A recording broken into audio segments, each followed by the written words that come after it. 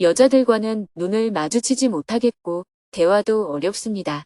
2025년 3월 7일 100일 법문 19일째 출가 제1특별법회 금요 증문즉설. 안녕하세요. 오늘은 법린 스님의 100일 법문 19일째 날이고 부처님이 출가하신 날을 기념하는 출가 제일입니다. 그리고 저녁에는 금요 증문즉설 강연이 열렸습니다. 스님은 새벽 수행과 명상을 마친 후 출가 제일 기념 특별법회를 하기 위해 정토사회문화회관으로 향했습니다. 3층 설법전에는 150여 명의 대중들이 사시예불을 마치고 자리 정돈을 하고 있었습니다. 10시 15분에 출가 제일 기념 특별법회를 시작했습니다. 오늘은 음력 2월 8일로 부처님이 출가한 날입니다. 7일 후인 음력 2월 15일은 부처님이 열반하신 날입니다. 해마다 정토회에서는 출가일과 열반일을 맞아 8일간 용맹정진을 하는데요. 올해는 100일 특별정진을 이미 하고 있어서 100일 특별정진으로 정진을 대신했습니다. 대중들은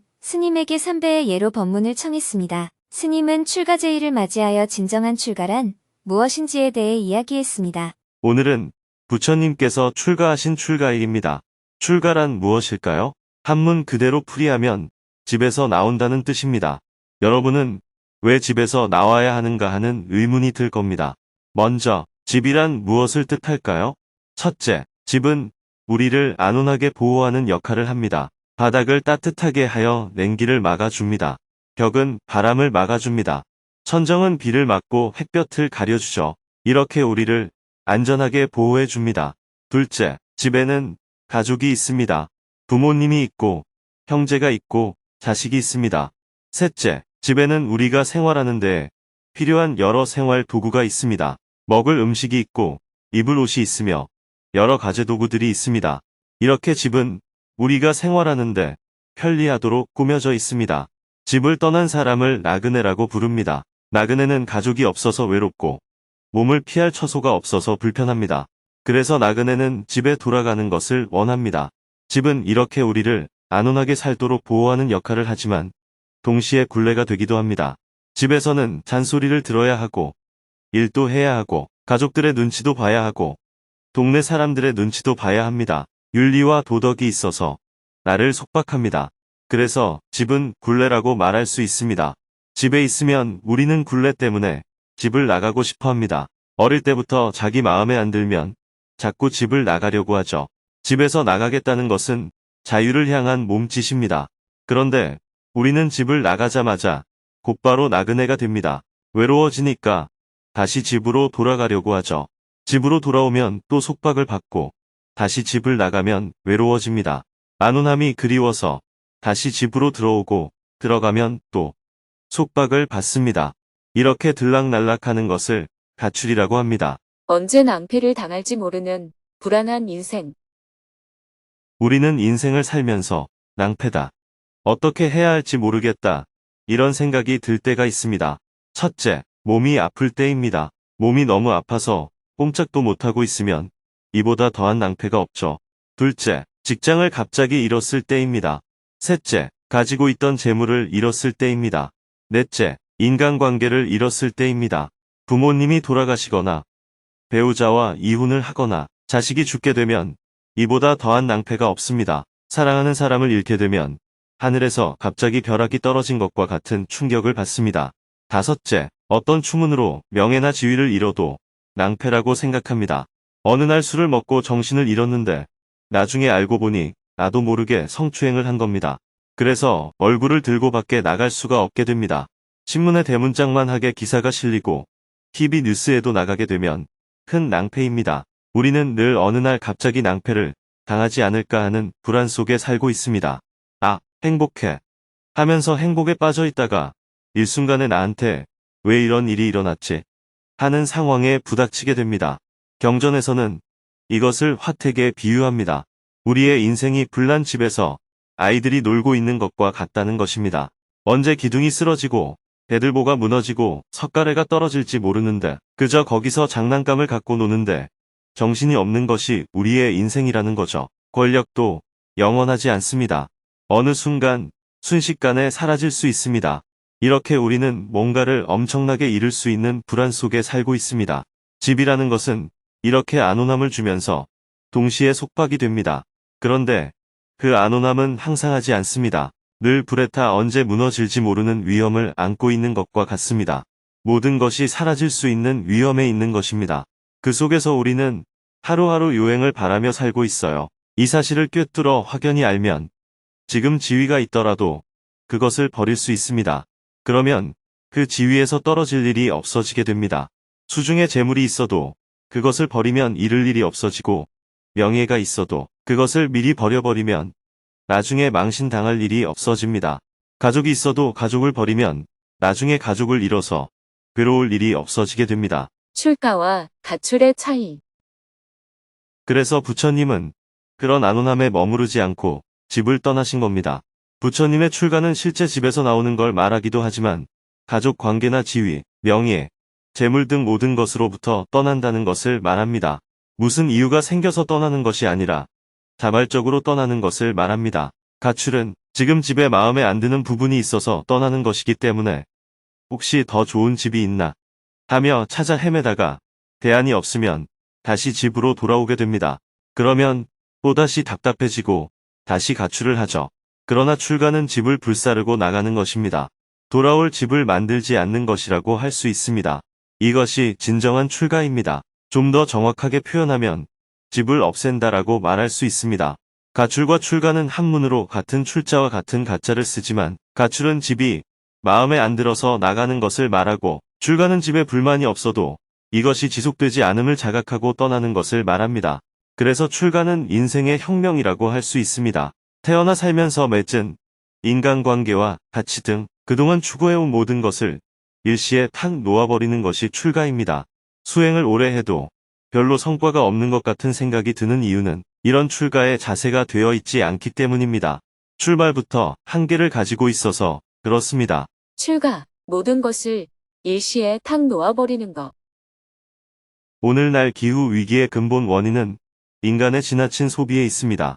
옷을 만들 때도 음식을 만들 때도 모두 에너지를 사용합니다. 에너지를 사용하면 이산화탄소 가스가 발생합니다. 그래서 지구온난화를 불러오고 기후 위기가 생기는 것입니다. 그러면 그 결과를 그대로 수용하거나 아니면 소비를 줄여서 기후 위기 문제를 해결해야 합니다. 그런데도 우리는 소비를 줄이기는커녕 오히려 늘리고 있습니다. 기후 위기 문제를 해결하기 위해서는 출가의 자세가 필요합니다. 오늘 출가절을 맞아 우리 모두 진정한 출가의 자세를 다시 새겨보면 좋겠습니다. 오늘날 인류 문명의 문제점을 푸는 데에도 출가의 자세가 필요하고 평화 문제를 푸는 데에도 출가의 자세가 필요합니다. 나라는 생각과 내 것이다라는 생각을 탁 내려놓고 대화를 해나가야 모두에게 이익이 되는 길을 찾을 수 있습니다. 그런데 우리는 항상 뭔가를 손에 움켜쥐고 이것만은 놓을 수 없어 이렇게 살고 있습니다. 그래서 출가가 안 되는 겁니다. 경전을 보면 부처님 당시에는 사람들이 법문을 듣고 그 자리에서 바로 출가를 해버렸습니다. 출가하기 전에 집에 가서 정리를 좀 하고 오겠다는 사람은 없었어요. 그것은 출가가 아닙니다. 정리가 먼저 필요하다는 사람은 더 좋은 곳에 가고 싶어 하는 어떤 목적의식이 있는 겁니다. 출가를 할 때 과거를 좀 정리하고 출가해야 하지 않나 하는 생각이 든다면 그건 꿈속에서 헤매는 거예요. 부처님 당시 수행자들은 이런 모순을 딱 깨우쳤기 때문에 그 자리에서 바로 출가할 수 있었습니다. 그것은 마치 꿈속에서 헤매다가 꿈을 깬 것과 같습니다. 꿈에서 어머니 심부름을 하고 있었는데 꿈을 깼어요. 그러면 더 이상 심부름을 갈 필요가 없잖아요. 그런데 어떤 사람들은 저에게 스님 3년만 기다려주시면 다 정리하고 나서 출가를 하겠습니다. 이렇게 말해요. 제가 벌써 이런 얘기를 한 50년 동안 들어왔어요. 그런데 다시 온 분은 한 분도 없습니다. 오히려 길을 가다가 만난 분들 중에 출가한 분들이 있죠. 출가란 모든 것을 탁 내려놓는 것입니다. 자꾸 잔머리를 굴리면 머리만 아파요. 오늘날 이 세상에는 이렇게 본질을 꿰뚫어보고 출가하는 진정한 출가의 길이 필요합니다. 출가가 안 되는 이유. 당시에 출가하신 분 중에 저는 우파리 존자의 출가가 오늘날 우리들에게 시사하는 바가 매우 크다고 생각합니다. 우파리 존자는 부처님 당시의 왕족의 머리를 깎아주는 이발사였습니다. 자신이 머리를 깎아주던 7 왕자는 신분이 모두 왕자였고 비싼 폐물을 주렁주렁 달고 다니던 사람들이었습니다. 그걸 다 내려놓고 출가하는 사람들을 보면서 우파리 존자는 이런 생각이 들었습니다. 온갖 걸 다 가진 사람들도 다 내려놓고 출가하는데 아무것도 가진 게 없는 나는 여기에 왜 남아있을까? 그래서 우파리 존자는 출가하기가 쉬웠습니다. 버린다는 관점에서 보면 가진 게 없을수록 버리기가 쉽습니다. 여러분들이 출가가 잘 안 된다는 것은 사실 가진 게 많다는 걸 의미합니다. 그러나 가진 게 없으면 곧바로 출가를 할 수 있습니다. 수행이란 마음을 밝고 맑고 가볍게 하는 것. 출가란 스님이 되는 길만을 의미하는 것은 아닙니다. 우리가 사회 정의를 구현하든 어떤 것을 향해 나아갈 때는 마음에서 먼저 결단을 내려야 그 길을 편하고 가볍게 갈 수 있습니다. 그렇지 않으면 가기는 가지만 늘 도살장에 끌려가는 소처럼 억지로 끌려가게 됩니다. 수행자가 된 사람은 얼굴이 밝아야 돼요. 그런데 밖에 사는 사람들보다 수행하기 위해 절에 들어온 사람들의 얼굴이 더 어두운 경우가 많습니다. 다 내려놓고 절에 들어온 사람들이 무슨 근심 걱정이 그리 많을까요? 수행자는 마음이 밝고 맑고 가벼워야 합니다.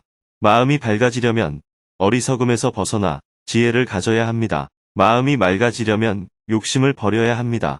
마음이 가벼워지려면 내가 옳다는 생각을 내려놓아야 합니다. 마음이 무겁다는 것은 뭔가 주장하는 생각이 많다는 걸 의미합니다. 어떤 사명감 같은 것이 너무 많아도 마음이 무겁습니다. 그래서 대부분의 종교인들이 일반인들보다 마음이 더 무거운 겁니다. 스님이나 신부님들이 일반인들보다 마음이 더 무거운 경우가 많아요. 스님들은 늘 깨달아야 한다는 생각에 갇혀 살고 신부님들은 늘 하느님의 사명을 행해야 한다는 생각에 갇혀 삽니다. 어린아이들은 이런 사명감이 없기 때문에 마음이 늘 가벼운 거예요. 뭔가 움켜쥐면 마음이 무거워집니다. 뭔가 사로잡히면 마음이 어두워집니다. 뭔가 욕심을 내면 마음이 탁해집니다. 그래서 수행이란 마음을 맑고 밝고 가볍게 갖는 것이라는 관점을 가지면 좋겠습니다. 부처님처럼 모든 것을 다 내려놓는 것이 제일 쉽습니다. 어려울 게 하나도 없어요. 수행은 아무것도 하지 않는 것입니다. 뭔가 가지려고 하니까 힘이 드는 겁니다. 담배를 피우려고 하니까 힘들지. 사실은 피우지 않는 게 제일 쉽습니다. 수행도 그런 자세로 하면 됩니다. 수행을 하는데도 마음이 무거운 이유는 뭔가 얻으려고 하는 것이 있기 때문입니다. 실제로 몸이 무거운 것이라면 좀 쉬었다가 하면 됩니다. 일할 때 힘든 것도 대부분 하기 싫은 마음에 사로잡혀 있어서 그런 겁니다. 그러니 뭐든지 가벼운 자세로 해보시면 좋겠어요. 오늘 출가절을 맞아 다시 한번 출가의 마음을 내어보면 좋겠습니다. 법회를 마치고 이어서 바로 300배 정진을 시작했습니다. 3층 설법전에서는 유수 스님의 목탁 소리에 맞춰 150여 명의 대중들이 정진을 하고 전국에서는 정토회 회원들 모두가 온라인 방송을 켜놓고 한 배 한 배 절을 했습니다. 300배 정진을 하며 출가자의 마음을 다시 새긴 후 마음 나누기를 했습니다. 지하 1층 공양관에서 대중들과 함께 점심 식사를 한 후 오후에는 사무실에서 업무를 보았습니다. 다음 주부터 시작하는 100일 법문 본강좌의 강의 내용을 준비하고 하반기 해외 일정을 점검했습니다. 해가 저물고 저녁 7시 30분에는 지하 대강당에서 금요 증문즉설 강연을 이어나갔습니다. 많은 시민들이 증문즉설을 듣기 위해 정토사회문화회관을 찾았습니다. 시민들은 현장 접수를 하거나 질문 신청을 한 후 가벼운 발걸음으로 지하 대강당으로 이동했습니다. 유튜브에서는 5,300여 명이 접속하고 현장에서는 100여 명이 자리한 가운데 강연을 시작했습니다. 삼귀유와 수행문을 낭독하고 나서 스님이 무대 위에 자리했습니다. 먼저 스님이 증문즉설의 취지에 대해 소개했습니다. 증문즉설은 누구나 자신의 의문이나 고민을 편안하게 질문할 수 있는 자리입니다. 질문을 통해 서로 대화를 나누면서 의문이 풀리거나 고뇌가 사라지는 과정을 거치게 되는 것이 증문즉설입니다. 단순히 불교의 교리를 설명하는 시간이 아니라 우리가 가진 고뇌에서 벗어나기 위한 대화의 시간입니다. 이어서 청중들의 질문을 받았습니다. 1시간 반 동안 6명이 손을 들고 스님에게 질문을 했습니다. 그중 한 명은 2가지 질문을 했습니다. 먼저 남자들과는 편안하게 대화를 할 수 있는데 여자들과는 대화를 나누기가 어렵다며 스님의 조언을 구했습니다. 여자들과는 눈을 마주치지 못하겠고 대화도 어렵습니다. 어릴 때부터 숫기가 없어서 남들 앞에서 발표를 잘하지 못했는데 지금은 성격이 많이 바뀌어 발표도 잘하고 자신감도 생겼습니다. 하지만 남자들과 대화할 때는 의사표현을 잘하는 반면 여자들과 대화할 때는 눈을 제대로 마주치지도 못하고 대화도 어렵습니다. 이런 상황에서 어떻게 하면 좀 더 자연스럽게 대화할 수 있을지 궁금합니다. 혹시 결혼하셨나요? 아니요. 그렇다면 여자에게 관심이 많고 잘 보이고 싶은 마음이 크기 때문입니다. 남자들에게는 특별히 잘 보일 이유가 없으니 편하게 말하는데 여자에게는 잘 보이려는 마음이 커서 말이 잘 나오지 않고 실수도 많아지는 겁니다. 편하게 생각을 하려고 해도 잘 안 됩니다. 내가 상대에게 잘 보이고 싶다고 해서 상대가 반드시 나를 좋게 보는 것은 아닙니다. 내가 아무리 잘 보이고 싶어 해도 상대는 자기 기준에 따라 판단할 뿐 내 의도를 고려해서 평가해 주지는 않아요. 부처님이나 관세음 보살 정도라면 모를까. 대부분의 사람들은 자기 방식대로 상대를 봅니다. 그러니 상대가 나를 어떻게 보느냐에 너무 신경 쓰면 오히려 긴장하게 되고 결과적으로 더 실수하게 됩니다. 면접을 볼 때도 마찬가지예요. 면접을 잘 봐야 한다, 이렇게 생각한다고 해서 실제로 면접을 잘 보게 되는 것은 아닙니다.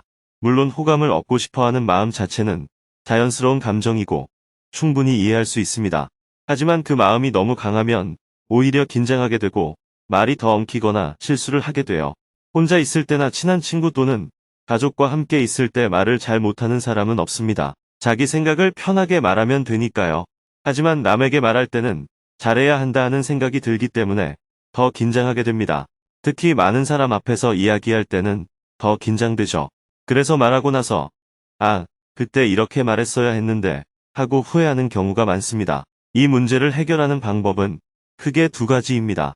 첫째, 상대에게 잘 보여야 한다는 생각이 긴장의 원인이라는 점을 스스로 자각하는 것입니다. 말을 할 때 긴장이 된다면 내가 지금 잘 보이고 싶어 하는구나 하고 자각을 해야 합니다. 그런 다음 내가 애쓴다고 상대가 반드시 나를 좋게 보는 것도 아니다. 이렇게 스스로 다독이는 연습을 해보세요. 둘째, 여성들과 대화하는 경험을 늘려보는 겁니다. 처음에는 어색하겠지만 점점 익숙해지면서 자연스럽게 대화할 수 있게 됩니다. 사람들과 대화해보면 결국 다들 비슷하다는 걸 알게 되고 그때부터는 긴장하지 않게 됩니다. 여러분도 높은 사람을 만나거나 돈이 많은 사람 또는 유명한 사람을 만날 때는 긴장하지 않나요? 왜냐하면 그들과 좋은 관계를 맺고 싶은 마음이 들기 때문입니다. 하지만 길에서 모르는 사람을 만날 때는 전혀 신경 쓰지 않죠. 상대에게 잘 보여야 한다는 생각이 긴장감을 만든다는 점을 인식하고 조금씩 편안한 태도를 길러 나가는 것이 필요합니다. 질문자는 계속해서 질문을 이어나갔습니다. 직장 생활에서 화가 날 때 어떻게 감정을 조절해야 하나요? 직장 생활을 하면서 화가 날 때가 종종 있는데 감정을 잘 조절하지 못해 어려움을 겪고 있습니다. 감정 조절을 잘하는 방법이 궁금합니다. 화를 잘 내는 것은 타고난 기질이기 때문에 쉽게 바뀌지는 않습니다. 그래서 선택지는 두 가지입니다. 첫째, 화가 나는 대로 감정을 표출하고 그로 인한 결과를 받아들이며 사는 것입니다. 손실이 생기면 감수하고 욕을 먹으면 인정하고 그때그때 죄송합니다. 제 성질이 좀 급해서 그렇습니다 하고 넘어가는 거죠. 둘째, 화가 날 때 스스로 알아차리는 연습을 하는 것입니다. 화를 내지 말아야지라고 다짐하는 것은 별로 효과가 없습니다. 왜냐하면 화는 의지로 참을 수가 없고 나도 모르게 튀어나오는 감정이기 때문입니다. 중요한 것은 화가 날 때, 내가 지금 화가 나는구나라고 스스로 인식하는 것입니다. 화를 냈다면, 또 화를 냈구나. 죄송합니다라고 말한 후 넘어가면 됩니다. 반면에 화가 날 뻔했지만 참았다면 다행이다 하고 넘어가면 됩니다. 이런 식으로 화를 억제하려 하기보다는 감정의 변화를 알아차리는 연습을 하면 점점 화를 다스리는 능력이 생깁니다. 화가 나지 않는 것이 가장 좋지만 우리는 일상에서 자주 화가 일어납니다. 화가 일어날 때 화를 내는 것 자체가 나에게 손실을 줄 수도 있다는 점을 인식할 필요가 있습니다. 잘못을 저질렀을 때 처벌하는 것도 손실을 크게 만들어서 사람들이 신중하게 행동하도록 유도하는 겁니다.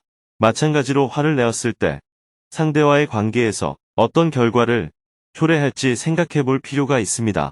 누구나 화를 낼 때는 상대가 누구냐에 따라 그 강도가 조금씩 다릅니다.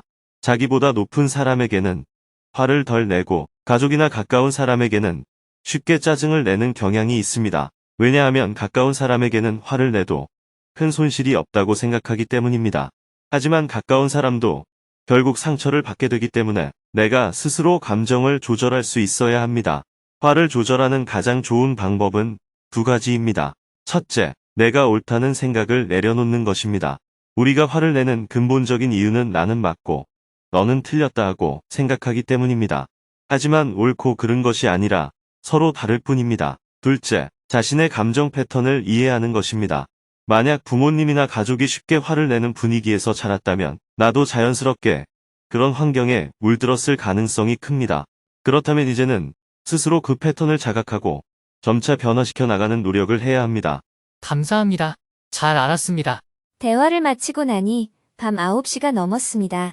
봉사자들의 안내에 따라 대강당에 모인 청중들은 모두 집으로 돌아가고 스님은 수고한 봉사자들에게 감사의 마음을 전한 후 정토회관으로 발걸음을 옮겼습니다. 내일은 100일 법문 20일째 날입니다. 오전에는 1080배 정진에 참석하여 법문을 하고 오후에는 정토회 발심행자 수계식을 할 예정입니다.